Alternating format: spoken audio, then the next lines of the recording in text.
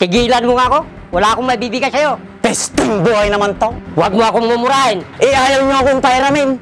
Pero kung ibang tao, pinapairam ninyo. Lumayas ka na dito.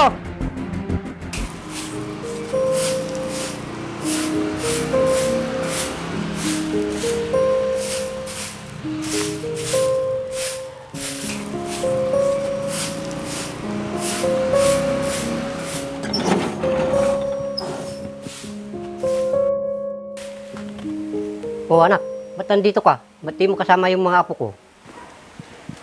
May pasok pa sila, tay. Kaya ako lang ang umuwi dito. Halika, pasok ka muna. Pagtitimpla muna kita ng kape. Sige po, tay.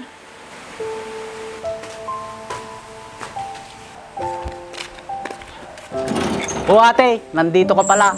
Ang tatay, Nandun sa loob, nagtitimpla ng kape. Kamusta na pala ang sinasaka mong bukid?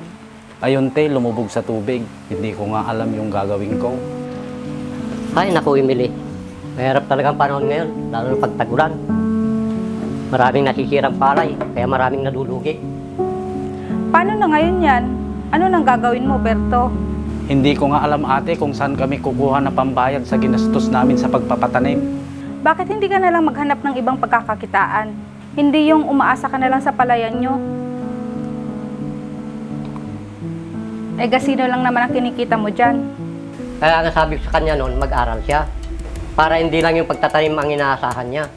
Paano? Hindi nakinig. Kaya nag-asawa ng maga. Yan ka na naman, tay. Nakalipas na yon. Huwag mo nang ibalik yung nakaraan. Eh, matigas naman kasi ang ulo mo dati pa. Kaya nga hindi ka umaasenso eh. Tignan mo yung ate mo. Nakapagtapos ng pag-aaral at nakahanap ng magandang trabaho. Hindi tulad mo. Kinukumpara mo naman ako kay ate. Nakapag-asawa lang naman yan ng may kaya. Kaya may pera siya ngayon. Hindi lang naman dahil doon. May sarili namang trabaho yung ate mo.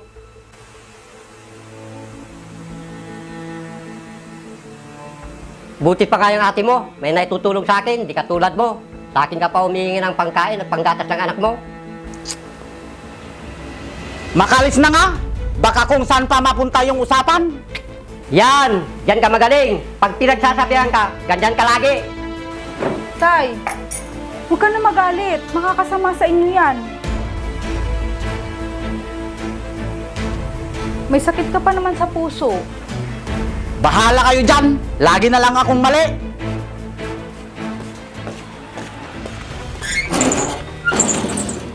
Lalo akong nagkakasakit dyan sa kapatid mo. Wala na ang naitutulong. Sinasagot-sagot pa ako. Hindi na talaga nagbago yan si Berto, tay.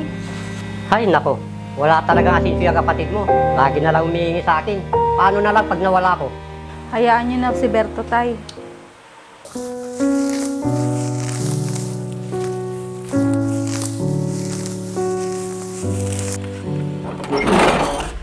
Tay!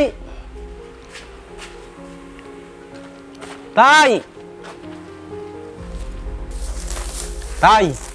Oh, bakit, Berto? Mukhang nakainom ka yata. Tay, pahiram nga ng pambili ng gatas ng apo mo. May pambili ka ng alak, tapos pambili ng gatas ng anak mo, wala ka? Hindi ko naman pambibili ng alak yung pera, tay. Ay, nako, Berto. Ganyan ka na lang lagi. Di ka na nagbago. Sa akin ka na lang palagi humihingi ng panggatas ng anak mo? Bakit? Babayaran naman kita, hindi naman hingi yun. Bakit? Paano mo kung mababayaran yan? Niwala ka ng trabaho? Ano tay? Maninirmon ka na naman sa akin o pahiramin mo ako? Tigilan mo nga ako. Wala akong maibibigay sa'yo. Pesting buhay naman to. Huwag mo akong mumurahin. Ayaw nyo akong pahiramin. Pero kung ibang tao, pinapahiram ninyo. Lumayas ka na dito. Totoo naman ah. Di ba nagpaloko ka sa mga taong hindi mo naman kaano-ano? Tumigil ka. Bakit tay? Ayaw mong marinig ni ate yung totoo. Bakit, Berto? Nagsisigawan kayo dyan. Nakakaya sa kapitbahay ah. Itong kapatid ko ang aga-aga, nakainom na naman. Humihingi pa ng panggatas niya sa akin ng anak niya. Eh bakit kasi hindi ka maghanap ng trabaho? Bukod sa pagbubukid. Marami naman dyan pwedeng trabaho. Para sa panggatas ng anak mo na lang at pangkain nyo. Wala nga akong mahanap, di ba? Bakit ba ang kukulit ninyo? Hindi kung ayaw niyong magbigay, idi wag! Makainom na nga lang. Buti pa yung alak, walang reklamo. Kayo, puro kayo reklamo. Tay, tama ba yung narinig ko kanina na naloko ka? Anak, hindi ko sinabi sa'yo dahil alam kong magagalit ka. Anong klaseng panloloko ba ang ginawa sa inyo ng mga taong yon? Huwag na natin pag-usapan yun, anak. Nakaraan na yun at ayaw ko nang maalala pa. O sige tay, sa susunod ha, mag-ingat na kayo. Oo anak, pasensya ka na. Hindi ko iningatan yung perang binigay mo noon. Sabi mo nga, di ba, matagal na yon. Ang bait mo talaga, anak. Tay, obligasyon ko ho na tulungan kayo. Dahil yun ang pinangako ko kay nanay nung nabubuhay pa siya. Anak, huwag mo pabayaan ang kapatid mo pag nawala ako, ha. Tay, huwag ka naman magsalita ng ganyan.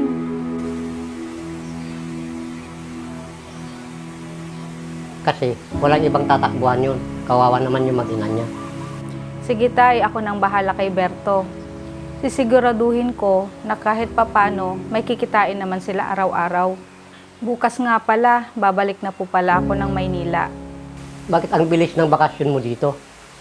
Tay, kasi nga ang mga bata walang kasama dun sa bahay. Sige anak, mag-ingat ka palagi doon. At ikumusta mo na lang ako sa mga apo ko. Opo tay, mamamasyal tayo pagbalik ko dito. At sa susunod na bakasyon, isasama ko na sila dito. Oo anak, para makapasyal naman sila dito.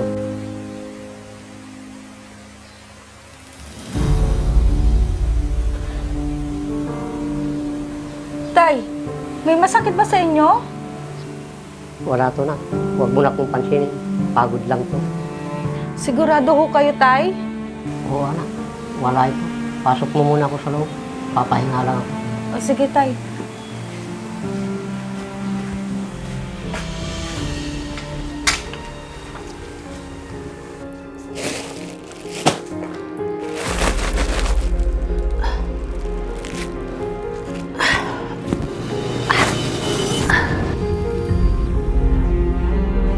Tay? Tay! Tay! Anong nangyari sa'yo? Anak, may sakit ng dibdib ko. Dali, tay. Upo muna kayo. Sandali lang, tay. Nahirapan ako anak. Sige, tay. Hihingi lang ako ng tulong.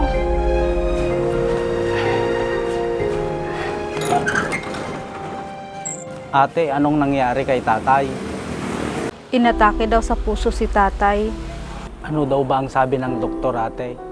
Lumalaki ang puso ni tatay. Kaya kailangan siya operahan. Kaso, baka hindi niya kayanin kasi matanda na siya. Kasalanan ko to eh. Kung hindi sana nagalit sa akin si tatay, hindi siya atakihin. Huwag mo nang sisihin ang sarili mo. Ang gusto lang ni tatay ay magbago ka na.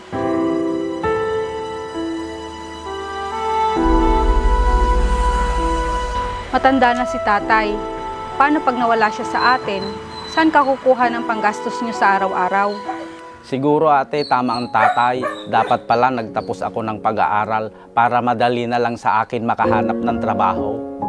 Oo, pero kung gugustuhin mo talagang magtrabaho, marami naman dyan pwedeng mahanap. Basta kayanin mo lang.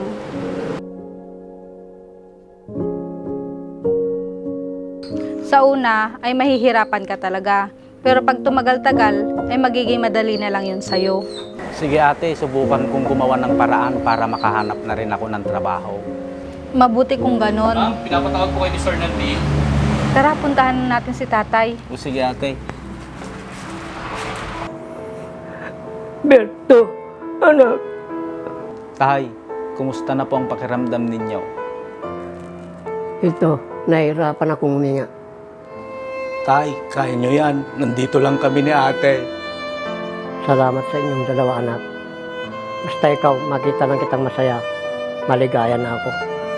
Opo tay, simula ngayon, babaguhin ko na ang buhay ko para makahanap ako ng magandang trabaho. Maganda yan anak. Para sa inyo rin yung sinasabi ko. Kaya wag mo sanang masamain. Tay, sorry po sa lahat ng nagawa ko sa inyo. Tay! Tay!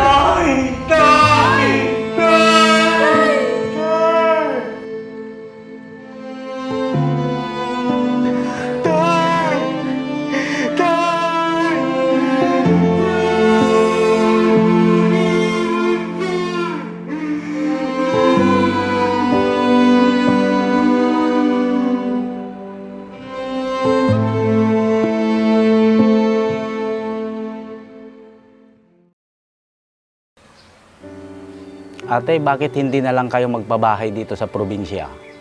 Gusto ko na nga sana kaso nandun ang buhay namin mag-asawa. Hindi namin pwedeng iwanan ang trabaho at negosyo namin doon. Sa bagay. Alam mo, nung nabubuhay pa si tatay, sabi niya sa akin na wag daw kitang pabayaan.